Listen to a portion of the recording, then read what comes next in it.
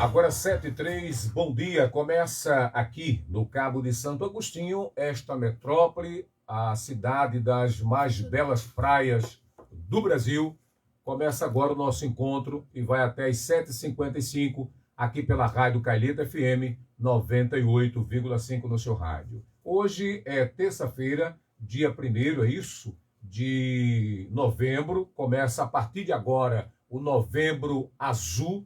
E é um prazer estar com você a partir de agora, tornando a sua manhã muito mais especial. Inicialmente, eu agradeço aí ao grande arquiteto do universo pelo acordar de hoje, né, a dádiva da noite, de poder levantar hoje, tomar o café da manhã e estar aqui para esse encontro com você através da Rádio Calheta FM 98,5 e também através aí do nosso WhatsApp, que aliás, você pode se comunicar comigo pelo WhatsApp, que é o 8549-9334, os telefones também da rádio, 3521-3002 ou 3006. Tem o Facebook e o nosso Instagram hoje está dando... Acho que o Instagram está com bug. Rapaz, o o Instagram... acabou de lançar uma última versão. Exatamente. O pessoal aí, ela está atualizando, daqui a pouco a gente vai fazer também a nossa transmissão, que não é defeito aqui nosso, técnico, viu? É do Instagram que diz que está... atualizando aí uma nova versão e com isso as pessoas não estão podendo ver aí através do nosso Instagram. O meu assunto hoje aqui na rádio é falar da ansiedade. Você está me ouvindo ou me vendo pelas lives, né? Você costuma roer as unhas? Né? Tem gente que perde o controle, né? Começa a arrancar o esmalte, começa a arrancar a unha. Tem gente que tem mania, não consegue se livrar do vício, seja de um café pequeno, de um cigarro, né? Tudo acontece. E hoje aqui eu estou com uma profissional, ela é cabeça, né? E se propôs a vir aqui à rádio para uma conversa com a gente. É a Juliane Souza. Daqui a pouquinho ela vai bater um papo com a gente, falar aí desse momento de ansiedade, de pensamentos suicidas, o isolamento, né? E a gente passou 2 anos e meio no chamado Fique em Casa, é a prisão domiciliar sem tornezeleira. E aí ficamos em casa por muito tempo, e aí, até hoje as pessoas estão tendo dificuldade em se relacionar, até mesmo na família, né? Que passou muito tempo junto, né? E isso muitas vezes causou separação, causou brigas dentro da família. E um outro assunto é a questão de como lidar com o luto. Amanhã, dia 2, né, os cemitérios já começaram praticamente há 15 dias, né, o do Cabo, né, a fazer um reparo, a pintar, porque aquelas pessoas que vão lá e por vários anos vão para diminuir a saudade. Né? Tem pessoas que não conseguiram se livrar, ou se livrar não, trabalhar o luto, tá bom? Agora aí o Instagram... Vamos ver se fica. Vamos ver se fica, né? Agora pelo Instagram, quem me tem acesso Consegui aí... abrir a live. Abriu a live. Não sei se vai segurar aí o Instagram. Vamos torcer para segurar. E aí, como eu dizia, né, lidar com o luto não é tarefa muito fácil. Agora são 7 da manhã, são 7h07, né? Vamos às manchetes que são destaques hoje. Eu tenho aqui algumas manchetes, né, que eu anotei para você. Missa de finados será amanhã, às 8 horas, na Igreja Matriz.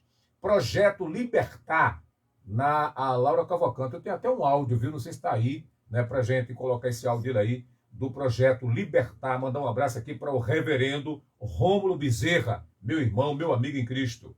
E também comentar aqui, referente aí o dia que os cristãos comemoram aí a Reforma Protestante e o Dia de Ação de Graças. Isso foi no Cabo, ontem. Né? O evento estava marcado para as 18, começou depois das 20 horas, e eu conversei com várias pessoas lá ontem, Esther, e aí um público muito tímido compareceu ontem. Apesar de todo o esforço, até mesmo eu conheço muitos pastores no Cabo. O Cabo tem em torno de 400 ou mais pastores, mas boa parte eu conheço. E eu não vi esses rostinhos conhecidos ontem. Eu fiquei ali na recepção, né? E aí quem passava, eu estava lá para poder até cumprimentar. Encontrei pastores de Natal, né? Que também me conhecem, e aí foi muito bacana. Mais um abraço aí para todos que fazem o Conselho de Pastores. Vamos para as manchetes, começando pela Folha de Pernambuco, diálogo, protesto e expectativa. É o que está acontecendo no Brasil depois do resultado das eleições de domingo. O Diário de Pernambuco, Raquel diz que abrirá a caixa preta do Estado. Jornal do Comércio, governos federais e estaduais já negociam a transição. À tarde, Salvador, caminhoneiros bloqueiam estrada e Moraes ataca a Polícia Rodoviária Federal. O Diário do Nordeste, Fortaleza, como fica o cenário político após a eleição de Lula. Tribuna do Norte Natal, Lula enfrentará oposição fortalecida no Congresso. 0 hora de Porto Alegre, Moraes ordena ação imediata da polícia para acabar com os bloqueios nas estradas do Brasil. Estado de Minas, STF determina desbloqueio das estradas. Correio Brasiliense, Lula inicia a transição no Planalto e no Congresso. O Globo Rio, transição já é planejada e PT amplia conversa com partidos. Estado de São Paulo, Moraes ordena que estradas sejam liberadas, impõe multa e ameaça prender diretor da Polícia Rodoviária Federal. Folha de São Paulo, eleito Lula prepara transição e busca apoios e acena para partidos. Esse é o cenário. Hoje eu não vou comentar sobre política. Amanhã é feriado. Na quinta-feira eu vou estar aqui recebendo um deputado que foi eleito com os votos também do cabo, Lula da Fonte. Vai estar aqui na próxima quinta-feira. Ele e o pai foram eleitos deputados federais e eu vou estar aqui recebendo, né, na quinta-feira, Lula da Fonte. Por isso, se você tiver algum comentário político, por favor, segure até quinta, porque hoje o meu assunto é um outro assunto. E aí eu quero contar com a sua compreensão e a sua atenção e o seu respeito nesse momento. Juliane Souza, só a sua saudação, bom dia. É um prazer recebê-la nesta casa. Bom dia, Juliane. Muito obrigada, Eli. Prazer é todo meu. Cumprimentar todos os ouvintes. Prazer estar aqui para falarmos sobre vida, sobre a gente, sobre melhores maneiras de estar no mundo. Os seus pais que devem estar ouvindo em casa, se você não mandar um alô para eles, vão me cobrar depois, especialmente a sua mãe, que vai fazer aniversário agora, né? Finalzinho de novembro, já me convidou, né, para comer um bode assado, e aí com muito prazer eu vou estar lá no Sítio Sabiá. Vai falar nisso, tem até o Zeca que é de lá do Sítio Sabiá, né? Que prometeu a mim um mel, vou cobrar isso ao Nosso Zeca. amigo. Mas manda um abraço aos seus pais aí que estão ouvindo. Obrigada pela oportunidade e abraço à minha família, papai, mamãe, minha irmã, cunhado, aos meus colegas de trabalho, aos meus pacientes. Um grande abraço para vocês. Para quem não conhece a profissional que aqui está, ela é filha do Francisco. Ela falou, papai, mas quem é o pai dela? É Professor Francisco e Jacilene, é isso? E professor Jacilene. Os dois são professores? Os dois professores. Meus professores, inclusive, da vida, né, e na escola também. Eu vi que você postou recentemente que eles fizeram aí aniversário de vida conjugal. Eu acho que foi 35 anos. 37 anos. Perdão, 37. 37 de vida conjugal. Anos de vida conjugal, exatamente. Certo. Foram as bodas há um mês atrás. Né, celebramos esse amor que construiu essa família que somos hoje, queridos e amados. Um beijo, meus pais. Como é que foi lidar com esse momento de prisão domiciliar? Porque os profissionais da psicologia não podiam atender presencial, mas que atenderam virtuais. Né? Houve aí uma procura muito grande, né, por esses profissionais, não só na clínica, mas também nos hospitais. Né? Foi um profissional que foi procurado o tempo todo. Como é que foi lidar com esse momento, sair do presencial para atender no virtual? Como é que foi essa experiência, Juliane? Muito bem. Há 2 anos atrás, nós vivemos um verdadeiro tsunami, né? Sim. Um terremoto muito grande na nossa vida, né? Particularmente falando, né, para mim foi um desafio, né, passar para o atendimento online, né? Eu já vinha desde 2012 atendendo presencialmente, passei por online, então nova experiência. Foi uma nova experiência, né? Uma ressignificação da vida, das relações, né? Nós passamos a atender, a nos relacionar, a interagir através de uma tela, né, com o nosso cliente. Mas uma coisa não mudou. O afeto, a interação, compartilhamos o mesmo tempo, não o mesmo espaço, e aí houve conexão. Então fui procurada por várias pessoas, né? Alguns pacientes presencial migraram para o online, né? Então foi desafiador. E o online foi uma janela, né, que nos permitiu nos conectarmos às pessoas e segurarmos as mãos delas, para que não fizessem a travessia, desafio da escuridão que foi a pandemia sozinhos. E nós, profissionais psi, fomos convocados a isso. Então, foi uma experiência muito boa, e uma janela que está aberta e continua sendo eficiente, terapêutica, com várias possibilidades de caminharmos juntos e termos melhores condições de saúde mental. Então, sem dúvida, foi uma experiência muito boa e continua sendo. Deixa eu abrir, eu fechei aqui o microfone falando e você não estava me ouvindo. Até porque na questão é mais uma escuta, né? Não tem a questão, muitas vezes, do abraço, do tocar, é a escuta. E aí você pode fazer isso pelas redes sociais, né? Pelo um canal de WhatsApp. Na verdade, é um outro tipo de presença. Sim. Uma presença virtual. E a física também é uma virtual, né? Porque ali você está conversando com o seu cliente, com o seu paciente, e ali ele está trazendo suas angústias, os seus amores, seus pais, as pessoas que lhe afetaram, e o psicólogo ali está como aquele que vai segurar a mão daquele paciente, daquele cliente, vai ressignificar suas relações traumáticas. Então não deixa de ser esse afeto virtual. Por que afeto? Porque me afeta. Né? O que ele fala me afeta, as minhas lembranças me afetam. E o terapeuta é aquela figura que vai ressignificar as relações, os traumas. Então também é uma presença virtual. Então outro tipo de presença forte, né, carregada de afeto, né, e principalmente, eu acho isso soberano, dividir o mesmo tempo, uma divisão, um compartilhamento do mesmo tempo, da mesma hora, uma escuta que é compartilhada ao mesmo tempo. Isso é uma presença muito forte. Você falou aí de lembranças e conflitos, né, na questão psicológica, mental.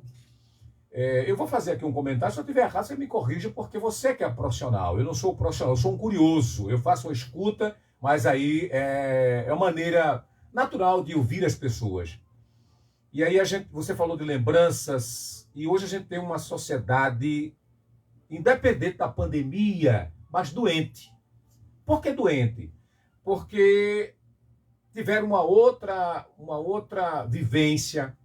Quantas mulheres, né, sofreram aí na sua infância, né? Quantos homens também, né? E muitas vezes eu costumo brincar que as pessoas chegam à fase adulta e não conseguem virar a chave. Eles trazem isso, essas lembranças negativas. Muitas vezes a mulher, o garoto, ele vai crescendo, vai trazendo essas lembranças. E muitas vezes leva essas lembranças negativas para uma relação que ele constrói. E hoje eu escuto muito garoto e muita garota assim, olha, meu pai não conversa comigo. Meu pai, ele é truculento para comigo. Minha mãe é truculenta, quando eu falo truculenta, movida pela ignorância. Não é? Eu vejo isso também na Netflix. Eu assisto muita vez e vejo lá, é uma ficção, mas percebe o desequilíbrio de pais que não conseguem se relacionar com seus filhos. Como a profissional da psicologia, não é? Como é que você vê isso? Não é? Porque claro que você se depara com isso, com pessoas que chegaram à fase adulta, mas é como dizia o meu amigo Fred, que é espírita, traz doenças da alma. Ele não conseguiu virar a chave. Por favor. Eu tenho uma grande oportunidade, bênção, né, a graça, né, de Sim. trabalhar com seres humanos, né? E eu sou aprendiz deles, né? Eu trabalho com comunidades, né, carentes, trabalho particular no atendimento online, né, há alguns anos. E aí, sendo aprendiz dos seres humanos e aluna, né, dos meus pacientes, eu diria que aprendo com eles todos os dias, a gente aprende um pouco sobre o funcionamento, né, dessas pessoas, dos adultos, dos seres humanos. Vamos falar sobre vínculos agora, né? Todos nós temos traumas na vida. Sim. Não tem como ser diferente. Né? Somos adultos, crescemos, nos reconstituímos cognitivamente, psicologicamente, criamos defesas e ferramentas para lidar com nossos traumas. Não é? E aí, nessa infância, toda a infância é difícil. Não tem como ser fácil. E ela é atravessada por alguns vínculos, às vezes precários, às vezes difíceis, às vezes tóxicos, em sua maioria. E essas crianças vão crescendo, virando adolescentes, e aí agora tem o desafio de se perceberem, se reorganizarem. Como eu me vejo, como é que eu vejo o outro. E essa visão sobre como eu me vejo, como eu vejo o outro, ela tem como fonte como meus pais me viram. Como meus pais me enxergaram, como eles me amaram. Então, naturalmente, eu vou espelhar isso para os meus pares, meus colegas, meu companheiro, minha companheira, né? Eu vou usar esses modelos de funcionamento interno, eu diria um nome técnico, Sim. né? Cognitivamente falando. Eu vou trazer esses modelos para as minhas relações, né? E às vezes eles são, repito, são precários e trazem muito sofrimento. Então, em consultório, a terapia é uma das possibilidades, né, de ressignificar esses vínculos através da fala. Então, ali o terapeuta vai ajudar, né, o seu cliente, o seu paciente a ressignificar esses vínculos, a se reposicionar dentro de seus traumas. É uma das bênçãos da fala. A fala, o diálogo em terapia. Terapia é um diálogo, é uma grande fala, é uma conversa de ressignificações. Nós, seres humanos, nós somos performados pela palavra. Nós precisamos dar sentido ao que estamos vivendo, né? Inclusive, a terapia é um dos recursos que nos permite ao terapeuta emprestar a sua fala, os seus sentidos ao seu cliente, ao seu paciente, que também, às vezes, não sabe como fazer isso. Não tem recursos como fazer isso. Por quê? Não teve diálogo em casa, por exemplo, né? Uma infância atravessada por violências simbólicas, bullying, né? Diminuição mesmo, negociações afetivas. Se você não limpar o seu quarto agora, eu vou não vou falar mais com você. Né? Se você não tirar nota alta nessa prova, você esqueça que é meu filho, não vou deixar de falar com você, vou tirar o celular, enfim, negociações afetivas, né? Eu vou deixar de te amar se.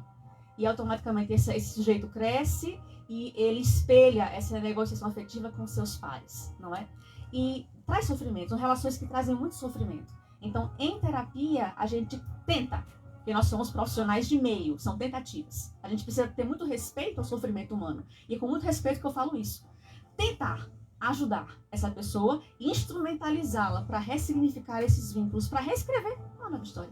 Ok. Aqui no estúdio a gente conversa com a Juliane Souza a respeito da psicologia, da questão dos cuidados com a saúde mental, porque tem gente que só cuida do físico, mas é importante cuidar da saúde mental. Eu tenho aqui uma chamada que eu prometi ontem ao reverendo Rômulo Bezerra, que rodaria, né? Vou tentar, ela está muito repetida, mas eu vou tentar aqui compartilhar com você essa chamada desse evento que sai hoje na Praia de Igaibu, por favor. Vidas serão transformadas. A Igreja Presbiteriana de Igaibu apresenta prévia do projeto Libertar Igaibu. Libertar Igaibu. Louvor, teatro, atividades infantis e pregação da Palavra de Deus. Na Avenida Laura Cavalcante, número 79, Igaibu. De frente à Igreja Presbiteriana. Você não pode perder. Prévia do projeto Libertar Igaibu. Libertar Igaibu. Dia 1º de novembro, a partir das 18 horas. Venha com a sua família, porque família é um projeto de Deus. Prévia do projeto Libertar Igaibu. Libertar Igaibu. Dia 1º de novembro, a partir das 18 horas, na Avenida Laura Cavalcante, Igaibu, de frente à Igreja Presbiteriana. Prévia do projeto Libertar Igaibu. Aí legal, não é? O Alan Souza que fez essa gravação. Agora vai haver música e também pregação ali em frente à Igreja Presbiteriana, lá em Igaibu, a partir das 18h30 de hoje. Um abraço aí para o pastor, o reverendo, né, Rômulo Bezerra. Ele esteve ontem lá acompanhado de sua companheira e conversou comigo ali na Praça 9 de Julho. Juliane, no início, deixa eu mandar aqui um abraço para o pessoal que está vendo a gente aqui, o inspetor Marcos da Guarda, também reencontrei com ele ontem. Marcos, um abraço. Ao Muriçoca, taxista, meu amigo, também encontrei com ele ontem. Um abraço para o cantor gospel, Nel do Cabo. Ele agora é cantor gospel. Manda para mim um abraço aí. A Jane e Dona Sil, lá da Torrinha, deve estar ouvindo a gente, um abraço. Eu encontrei no domingo na escola Arca de Noé, onde eu voto há muito tempo, o Valmírio Bonfim. E ele confirmou que você esteve na casa dele no sábado. Né? Ao Valmírio Bonfim, o nosso abraço. O Elias também, que é advogado, o nosso abraço. Um abraço a você, Elias. O Zias diz assim: bom dia, Eli, informação é tudo. Tem aqui também Félix Gedilson, né? Diz assim: bom dia, Batata, alertar esse novo tempo aí, que o carro do lixo não está passando na cidade de Igarapu. Tá certo, um abraço, pessoal, aí vai comentar. Lá no início, eu falei que as pessoas, tanto homem quanto mulher, mas boa parte vezes as mulheres que ficam roendo unha, aquela ansiedade, né? Vai fazer como é que se diz? Uma seleção de emprego, né? Ou vai assumir um cargo diferente. Isso é normal. Até que ponto essa ansiedade ela é normal no ser humano, Juliane? Vamos lá. Obrigada pela oportunidade de falar sobre isso. Sim. Né? Vamos desmistificar algumas coisas. Certo. Né? É importante. Vamos lá. Ansiedade é uma condição nossa. Sim. Nós somos condicionados a viver ansiosos. Né? É uma maneira de estar no mundo. Em certa medida, é preocupante quando isso se torna sofrimento.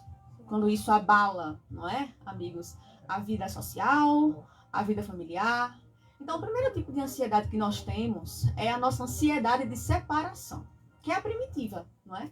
É quando ali a mãe, nasce o bebê, a mãe gesta aquela criança, e aí existe o quê? O parto, e essa criança passa a estar no mundo. Então, ela separa-se de sua mãe, de sua figura materna. Então, isso gera um medo, uma apreensão de como vai ser aqui fora, como vai ser minha vida, quem eu vou encontrar. Então, essa é a primeira tipo de ansiedade, de separação. Ela é bem natural, ela é necessária, inclusive. Né? Certo. Então, me vem muito na memória uma imagem simbólica, o choro do bebê. Quando ele nasce no mundo, ele chora, né? Ele fica agitado, né? E aí começa a gerar essa ansiedade que é expressa no corpo. A gente vai crescendo e vai avançando na vida, estágios, né, fases, e essa ansiedade, ela começa a passear ali, né, pelas minhas vivências. Quando ela se torna um problema, é quando ela começa a me trazer muito sofrimento e atrapalhar a minha vida, como eu já havia mencionado. Então, você citou aí, roer unhas, né? Às vezes é arrancar os fios de cabelo, né? É não conseguir comer, não conseguir... E aí eu queria trazer um alerta interessante, uma coisa que eu sempre gosto de usar, né? Na minha avaliação clínica, na minha compreensão sobre o sofrimento, né? Quando é que um sintoma se torna algo que eu preciso prestar atenção e procurar ajuda, né? A partir do momento que ele começa a aumentar, né? A me trazer dor, a me incomodar e a se complexificar, a ficar cada vez mais complexo. Vai aumentando, o tempo vai passando, vai ficando pior. Aí tá na hora de procurar ajuda. E isso também cai para ansiedade. A ansiedade, ela atravessa a maior parte dos nossos problemas emocionais. Sim. Né?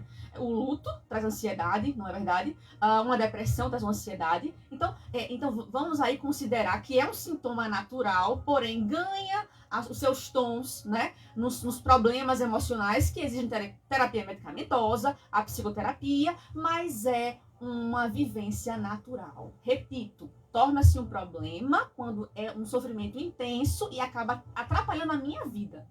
Então, vamos roer as unhas. Ok.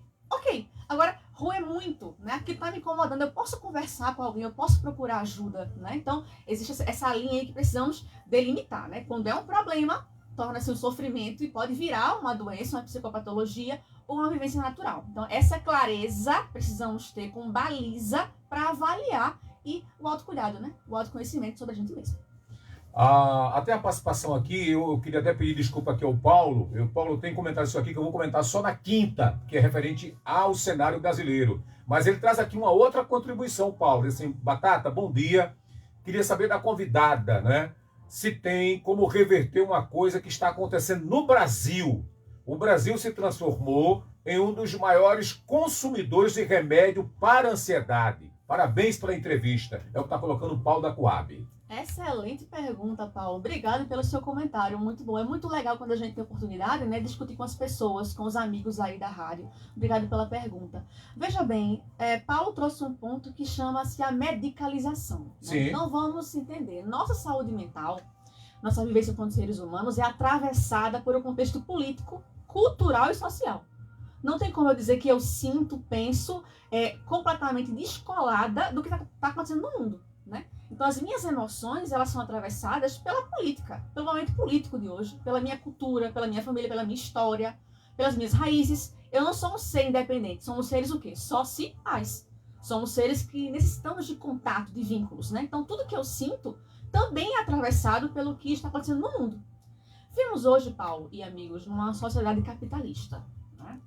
Então, a sociedade do agora, do presente, do consumo. Sim. Então, ele citou aí o consumo de medicamentos, né, para parar a ansiedade, né? vivemos hoje numa sociedade que, infelizmente, não tolera o sofrimento. É algo para agora, tudo pronto, né? E à la carte, em que eu escolho e aí eu vou parar de sofrer. E algo rápido, né? Então, esse movimento, né, de como se lida com o sofrimento mental na sociedade contemporânea hoje, que eu chamo de hipermoderno, né? Porque é atravessada pelo consumo, pela beleza, pelo ideal de beleza, pela uma suposta perfeição. Então, tudo que vai atrapalhar isso, eu elimino, eu diluo, eu medicalizo, e é para agora, né? E que bom que existe ainda a fala, a saúde mental, psicólogos, para trazer para a gente a realidade do sofrimento com algum suporte. O suporte da fala, da terapia, né, de organizar esse sofrimento, né?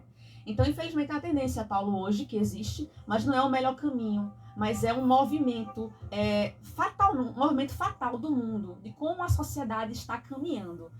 Esse é o retrato. Por que a gente, quando recebe alguns pacientes, né, e quer, me dê um remédio logo, doutora, vai passar para o psiquiatra, vamos lá, agora, por favor, só me passa, olha, eu não quero tomar tarja preta, eu não quero ficar viciada. Veja a preocupação, são preocupações comuns, né? Deixe para o apoio aqui cultural, que eu já volto já aqui com a nossa convidada aqui pela Rádio Calheta FM 98,5 no seu rádio.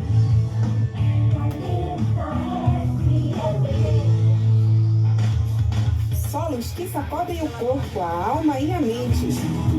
A hora do rock. Venha viver essa emoção imperdível. Todos os sábados, às 18, aqui na Calheta FM.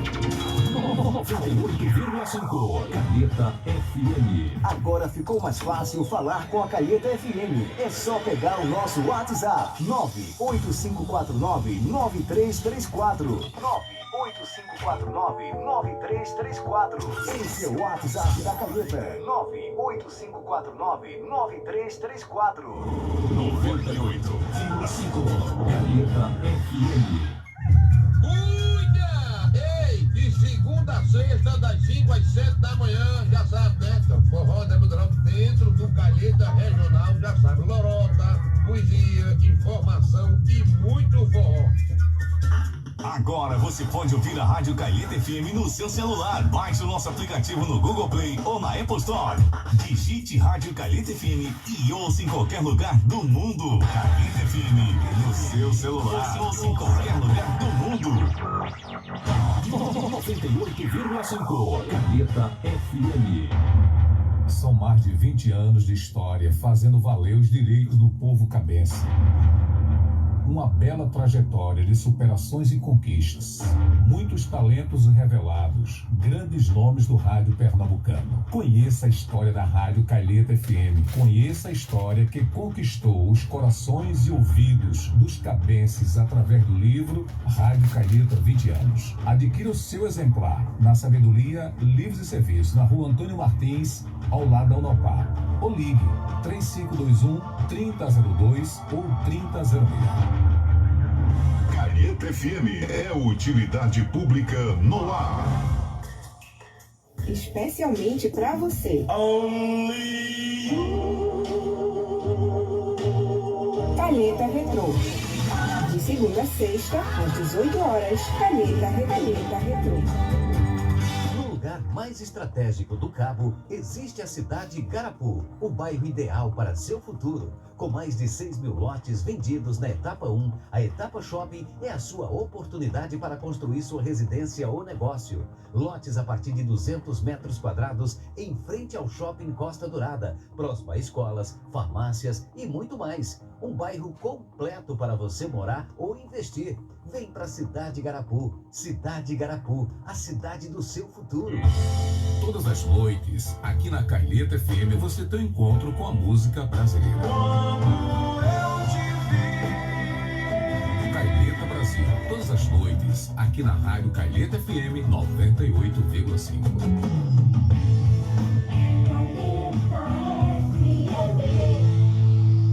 Passando a limpo, a hora da verdade.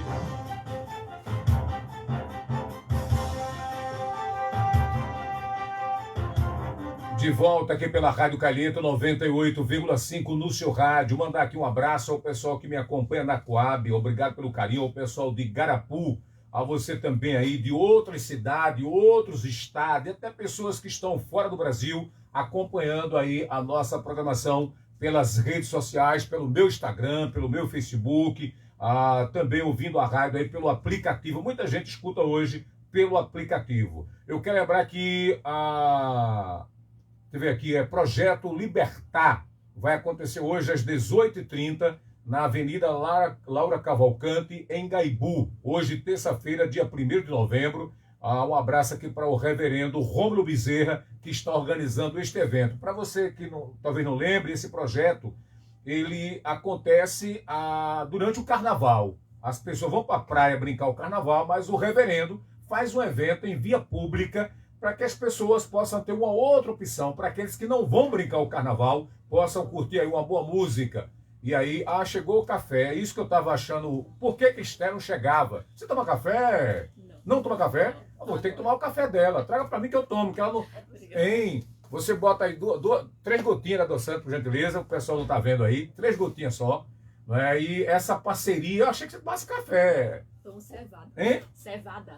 Não, o microfone está aí, pode falar. Sou adepta da cevada. Da Sim, cevada. da cevada. Pronto. Hoje a Esther disse, e você vai tomar café? Eu disse, não, enquanto eu vou trazer, vou tomar. Ela vai me servir aqui um café, que é uma parceria. Né? Pode...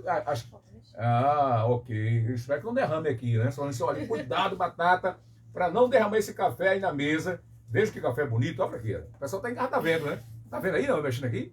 Tá vendo aí, né? Aqui você tem que levantar tá um pouquinho. Veja que café bonito aí. Essa é a parceria da Bem-vinda Comedoria, né? É isso, Esther? O pessoal deu pra gente uma máquina de café expresso. Café em grãos. Aí hoje, quem vem aqui na rádio... Deixa eu só tomar o meu aqui. Deixa eu só dar uma bicada aqui, né?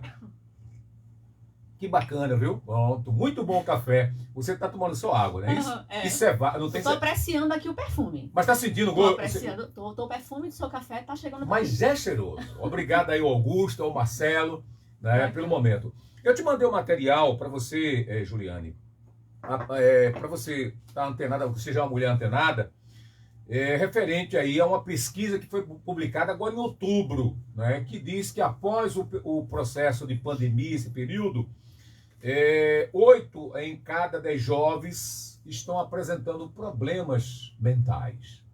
Você recebeu esse material, o que você tem a comentar a respeito desse assunto, dessa pesquisa? Vamos lá.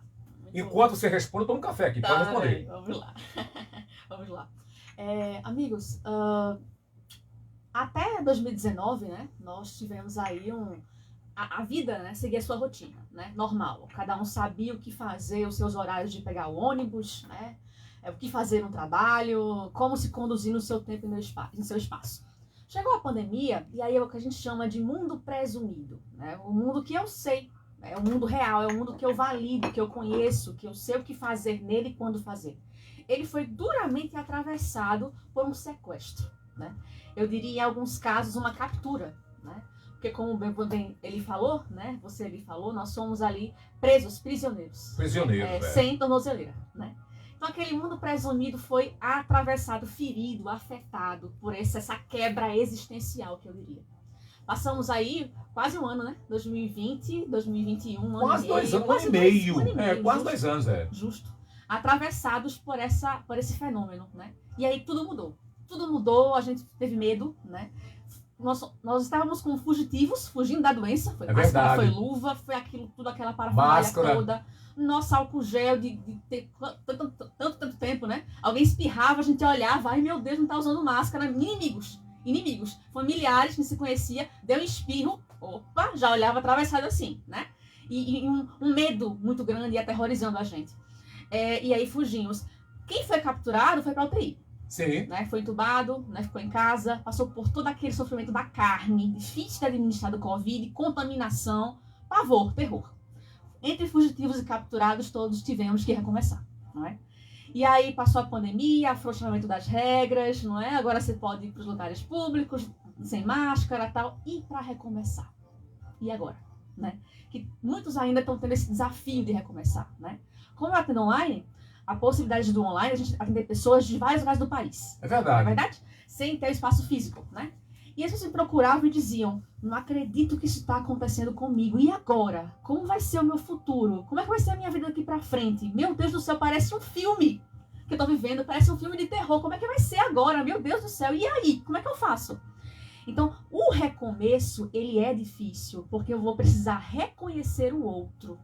Eu vou precisar reconhecer a minha escola, e se lá tiver o vírus, e se lá, várias fantasias na cabeça. Não é à toa que tivemos várias crises de ansiedade nas escolas. Oi, né? houve isso aqui. Vocês devem, né, lembrar Claro. isso, né? Coletivas, O surtos SAMU coletivos. teve que acolher muita gente aí. Exatamente. E eu diria que o público mais afetado foram os adolescentes e as crianças. Sim. Né? Porque a adolescente é aquela fase de recomeço e tem que o desafio de recomeçar e de reestruturar o seu estar no mundo. As novidades, como vai ser o mundo, como é que vai ser o outro, as mesmas relações. A adolescência é uma porta de entrada, né, para as doenças mentais, para os sofrimentos mentais. Né? A adolescência é uma fase muito, muito frágil, ao mesmo tempo essa porta de entrada grande para o sofrimento se enrijecerem. Né? E aí é nessa fase que surge o pânico, a mutilação, a depressão, o suicídio, estão todos aí com essa porta de entrada na adolescência. Pela própria fase, pela própria condição cognitiva e emocional que o adolescente é exposto, que ele está, não é? Então, de fato e naturalmente, esse pós precisa acontecer com muito suporte. Suporte da família, suporte dos profissionais, suporte das escolas. As escolas que precisaram ressignificar o que é educar. Sim. Né? O que é socializar, ressignificar isso. E sem regras, porque regras eram no mundo presumido, a gente sabia. Unidade, tal, nota, né? Agora, o desafio é criar e tentar ressignificar a realidade, tentar viver. Ok. Aqui no estúdio a gente conversa com a Juliane Souza, ela é cabense, não é? E está aqui batendo esse papo com a gente, é a sua primeira experiência aqui na Rádio Calheta. Né? E eu me sinto muito à vontade porque essa jovem que está aqui na minha frente, né, quando fez 1.5, né, eu fui tanto ela quanto a irmã, viu? Você não sabia, Esté, eu fazia cerimonial na época.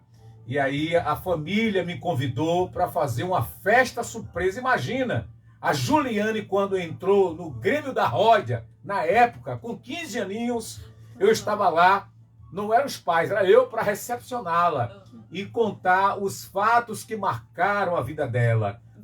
Você leu a minha história. Ele leu a minha história. É verdade. Desde bebezinha, foi muito emocionante. Eu ainda lembro hoje mesmo, entrando naquele salão, aquele vestido, aquele cabelo, novinha, mas jovem, né? Entrando lá e você narrando a minha história. Então, você faz parte da nossa família. Né? É verdade. História, né? Marcou, né? Você também que eu sinto muita vontade de estar aqui conversando, eu bater desse papo tão legal com você e com seus ouvintes. Ok. E aí eu lembro que na época eu gravava, hoje no fita cassete. Muitas vezes as pessoas queriam receber uma mensagem e não sabiam como se expressar. Era um namorado, a namorada, era um casamento. Eu lembro que eu fui para Camaragibe, né? Havia lá uma questão de família e as pessoas pediram para que eu fosse gravar. Eu gravei a fita cassete, lá botava um som para as pessoas ouvirem. Né? Foram momentos. Deixa eu ver aqui, eu tenho um recado aqui de quem? É de Paulo ainda, é isso? Queria saber da psicóloga. Deixa eu ver aqui. O Paulo está contando aí, assim, ó, Batata. Queria saber da profissional como lidar com as frustrações da vida. Falo do efeito Xuxa, nos anos 80, onde o padrão de beleza era mulher branca e loura. Quantos jovens que não tinham esse padrão e ficavam frustradas? O Paulo lembra aqui uma coisa. Você falou da sua adolescência. Eu, quando fui adolescente, havia um preconceito por eu ser negro. Você acredita? Acredito. Que as primeiras 3 namoradas que eu arranjei, não consegui namorar, porque a família não aceitava por eu ser negro. E eu sofri muito isso na escola. Meu cabelo é um cabelo, como diz, pichain. Mas o Paulo aí faz uma pergunta e você responde, por favor. É apenas que dá um complemento do que Paulo comentou. Fique à vontade, nós estamos construindo conhecimento, né? Juntos, né? Muito boa pergunta de Paulo. Olha, Paulo, é uma continuidade daquilo que você mencionou, né? Na primeira vez, né? O racismo, a xenofobia, não é? A homofobia, né? O padrão de beleza, né? Mulher magra, loura, né? Enfim. São todos resultados, vamos dizer que são assim, eu diria que são os adoecimentos da sociedade hipermoderna, uma pluralidade de possibilidades de ser, falsas, eu diria, possibilidades de ser, de existir ideais, em que a gente compra essas possibilidades, né? E aí que tipos de compras são essas, né? Vai pra academia, né? Corpo perfeito. Saradona, justamente. E tem esse lado e também tem um outro lado, essa pluralidade de grupos, né? De formas de ser, de existir. Hoje nós temos, que bom que nós temos hoje as minorias fortalecidas, né? Os negros são uma minoria, as mulheres são uma minoria. Sim. O público LGBT é uma minoria, mas uma minoria muito fortalecida hoje, né? Respeitada e fazendo valer os seus direitos, né? Para justamente combater e fazer frente a esses movimentos, né? E atravessados por polarizações, por agressividades, por intolerância, né? Então, eu estou trazendo aqui para você um cenário e como que a gente entende esse cenário. Então, quando eu recebia, por exemplo, alguém que trabalhava no hospital, né, e trazia a sua dor e sofrimento por trabalhar naquele ambiente, né, de mortes pela Covid, eu preciso considerar de onde vem essa pessoa, né? Qual é a história dela? Ela é negra? Não é? Ela é branca?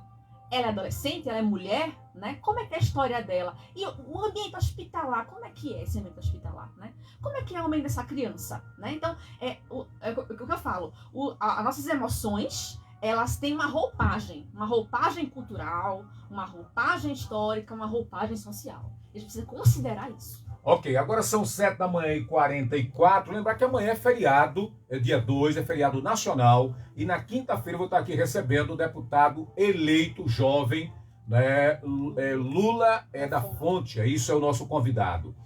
Eu conversei com a Juliane, né, e vou abordar esse assunto agora. A gente falou muito aqui de pandemia. E muita gente tiveram que enterrar o seu parente próximo, muitas vezes o marido, a esposa, um filho, num caixão lacrado. A gente sabe que quando uma pessoa morre, é natural, hoje não se vela mais, não se faz mais velório em casa. Tem as empresas contratadas, porque há muito tempo atrás o parente vinha para a casa, né, e as pessoas preparavam o café, a comida. O americano até faz festa, né, no momento daquele que está ali fazendo o momento do luto. Né? E a minha pergunta dentro do comentário é que passou a pandemia, mas tem pessoas hoje, especialmente crianças, que ainda não aprenderam a conviver com o luto. Você como profissional, você me mostrou um livro aí que fala aí qual é o nome do livro? Mostra aí pra gente ler. O Luto no Século XXI, de Maria Helena Pereira Franco. Pronto, até vou comprar esse livro. Recomendo. Né? Ela me recomendou. E aí, qual o teu olhar diante do que você já leu e do que você escuta no dia a dia? Sim, vamos lá. Obrigada pela pergunta, Eli, e por esse assunto. Amigos, eu vou falar um pouquinho a partir das minhas experiências, das minhas leituras sobre esse livro, né, uma fonte de conhecimento, e da minha experiência no Covid, né? Eu tive a oportunidade de trabalhar na UTI do Covid na segunda onda, não é? Então eu convivi de perto com a morte, né? E com o luto das famílias em relação a isso, né? Então foi uma experiência muito rica e foi que me levou a me aprofundar um pouco mais nesse tema. Eu não sou especialista, mas como profissional de psicologia, eu preciso conhecer, né, para poder manejar a prática clínica, que muitos assuntos de temas de luto estão me chegando nesses últimos tempos. Eu diria que o luto é um processo que não precisa ser superado, ele tem que ser vivido. Sim. Né? E é um aprendizado. Porque da mesma forma como você aprende a se relacionar com seu pai, com sua mãe, com as pessoas, você precisa também aprender a perder eles, a administrar o sentimento de perda, né? Nem sempre isso é fácil para todas as pessoas, né? E aí nós temos aí uma ampla clínica do luto, né? Maria Helena Franco, né, comentando um pouco sobre o livro, ela é uma precursora dos estudos de luto no Brasil, estudos contemporâneos de luto no Brasil. Então traz uma perspectiva muito boa sobre luto e ampla para a gente entender o sofrimento humano na contemporaneidade em relação às perdas, né? Eu costumo dizer que hoje todos nós estamos de luto, né? Todos perdemos em alguma medida, quer seja rotinas, quer seja profissões, principalmente pessoas, né? Então, quando você fala aí no seu comentário, né, pessoas que tiveram que enterrar os seus mortos sem vê-los, um caixão lacrado, né? Então, houve uma mudança nos rituais. Sim. Né? Ir ao cemitério, homenagear o seu morto, o velório, as multidões ali, né, acompanhando o caixão, né? Sim. São maneiras da gente elaborar essa dor, né? Hoje, nos hospitais, a gente fazia muita chamada de vídeo, né? Com os familiares, porque não podiam ver os pacientes que estavam com Covid, né? Hoje existe o luto através de lives, né? Lives, existe. O luto através de lives, né? Então é uma maneira de a gente viver os lutos públicos, os lutos coletivos, né? Então, não ver o meu falecido, o meu ente naquele caixão, não poder me despedir dele, como foi na fase do Covid, isso trouxe um impacto muito grande, traumático, né? Então, e aí vem mais uma vez o desafio de, nesta pandemia, ressignificar as formas de sofrer, né? E aí eu através desse ponto, o luto precisa ser vivido. Eu preciso ressignificar e colocar o meu ente querido num outro lugar, não mais em vida, porque uma história de amor não morre, não acaba com a morte, né? Então, eu vou carregar na minha memória, na minha vida, nas minhas ações, nos meus pensamentos, aquele meu ente querido. Como é que eu vou fazer isso se eu não me despedir? Se eu não vi, se eu não fui pro enterro, se eu não pude ir? Mas ainda é possível, porque nós temos um recurso simbólico muito forte, que é a palavra. Então, eu posso ressignificar isso. Terapeuticamente, uma das maneiras é escrever uma carta. Você não viu seu ente, mas o que você diria para ele no seu último momento? Né? O cartão não enviado é uma técnica que a gente usa. Né? Coloque uma cadeira, né? E aí fale para ele o que você diria. O que ele gostaria que você fizesse? É como se eu desse àquela pessoa uma possibilidade de continuar a vinculação. Passar por cima daquela quebra que foi não poder ver, não poder mais falar, não poder mais me despedir. Então, ainda assim, é possível elaborar esse luto. É possível viver esse luto por outros caminhos, como as sugestões que eu tenho mencionado aqui. Ok. Aqui no Estúdio a gente conversa com a Juliane Souza. Eu tenho algum recado aqui. O pessoal do Gambatê Terapias diz assim: bom dia, parabéns a você, Juliane Souza. O entendimento, tá certo? Marmitas, é isso? Saudáveis? Marmitas saudáveis. Diz assim, deve conhecer você. Diz assim: parabéns, querida, linda Juliane. Deus te abençoe. Deve ser alguém que conhece você, né? Sim. Que está aqui se referendando. A Roselane Dário diz assim: bom dia, Batata, parabéns pela abordagem hoje. Essa psicóloga é maravilhosa, é uma excelente profissional. Tá aí o recado. Abraço, Deve ser Dudu, Cabo Pernambuco, é isso? Isso. Diz assim: bom dia. Que os internautas escrevem muitas vezes e aí a gente... Mas são pessoas que lhe conhecem. Sim. Né? O JP diz assim: bom dia, Batata. Você já falou sobre o assunto. Acho que ele ligou agora há pouco assim: eu quero que a convidada fale sobre os sintomas da ansiedade. Você já falou isso já, né? Sim, já mencionei alguns. Eu falei, na verdade, quando esses sintomas se complexificam. Sim. Né? Então, você mencionou a questão das unhas, né? De roer as unhas, né? Às vezes, a gente tem desdobramentos para falta de apetite. Vamos falar em termos práticos, né? Uma maneira mais prática e pontual. Falta de apetite, insônia, né? Então, às vezes, trabalhar muito. Às vezes, não ter vontade de trabalhar. Às vezes, estar muito ansioso. Um comportamento, às vezes, compulsivo. Não querer parar de fazer uma coisa. Comer muito. Então, assim, são vários sintomas de ansiedade. Tem vários desdobramentos. A gente precisa prestar atenção quando isso traz sofrimento. Eu não tenho como falar pra você uma caixinha, olha, isso, procura um médico. Não vou falar isso. Porque eu não vou enquadrar numa caixa o sofrimento. Não tem como a gente enquadrar isso. Tem como a gente sentir e quando identificar, né, olha, tá difícil, não tô conseguindo administrar, não tô conseguindo viver, não tô conseguindo me divertir, porque eu queria fazer, mas não tô conseguindo mais. Tá atrapalhando a minha vida, tô roendo as unhas, não tô conseguindo dormir. Eu preciso procurar ajuda. Então esse é o momento de você procurar ajuda. Quando você sente esse sofrimento muito forte e principalmente quando ele começa a somatizar, né? É aquela dor de estômago que não passa, a dor de cabeça que não passa, não é? É aquele sono que não chega, uma insônia tremenda. Então, a psicossomática, né? Ele começa a somatizar no corpo. Então, tá na hora de procurar ajuda. E nada de se isolar, né? Porque a gente já passamos aí quase 2 anos na chamada prisão domiciliar. É importante que haja... Sim. Não é? Sim. Até as igrejas sofreram com isso. Que você falou da internet, muitos pastores tiveram que se reinventar. E as comunidades não tiveram mais como se encontrar. Isso. Dar um abraço e tal. Eu estou encerrando, mas a produção passou para mim uma ligação aqui. Deixa eu ver aqui. Alô, bom dia. Batata, bom dia a todos e a todas. E parabenizar a doutora aí que está aí convidada. Sim. Uma parte ela respondeu que foi sobre os acontecimentos que tem assim. Obrigado, doutora, pela resposta. E o sistema do luto não é fácil, não. Eu fazia questão de ir a enterro. Se eu não pegasse o caixão e deixasse na boca do túmulo, eu não ia ao enterro. Eu dizia que não tinha ido. Mas há 2 anos que eu estou sem minha esposa, para título dos ouvintes, Sim. e eu não tive coragem de ir, devido à minha patologia, de ver a minha esposa pela última vez. E isso me incomoda muito. O que é que eu devo fazer? Obrigado pela oportunidade.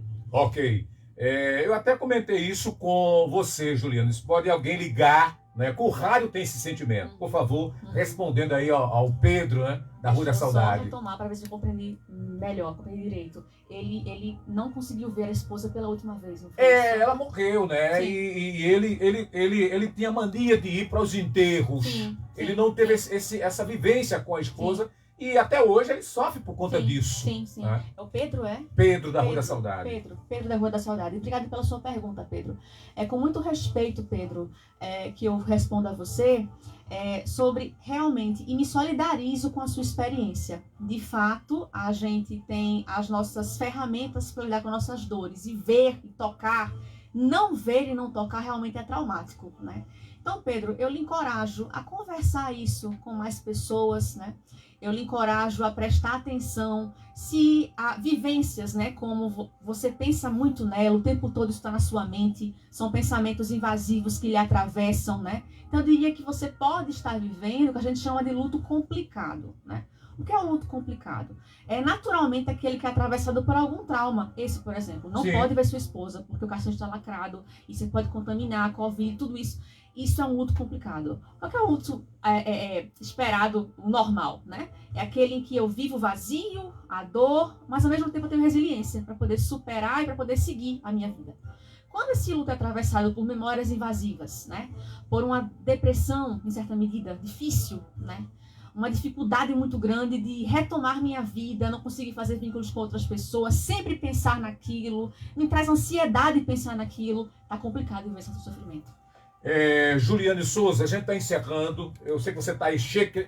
Você está aproveitando, querendo falar muito, mas a gente tem que encerrar o programa. Uhum. Deixa aí para um outro momento você voltar aqui, já que você vai, a partir de hoje, você vai voltar aqui ou não. Como é que foi a experiência? Super. E aí eu deixo o espaço aberto para suas considerações finais. Sim, ok. Só pegando terminar a fala sobre Pedro. Pedro, procure ajuda, né? Se estiver muito difícil, procure ajuda, procure um profissional de psicologia, procure falar com outras pessoas para reelaborar esse luto, para ressignificar esse luto. Se for necessário, procure realmente até uma terapia medicamentosa, se for necessário.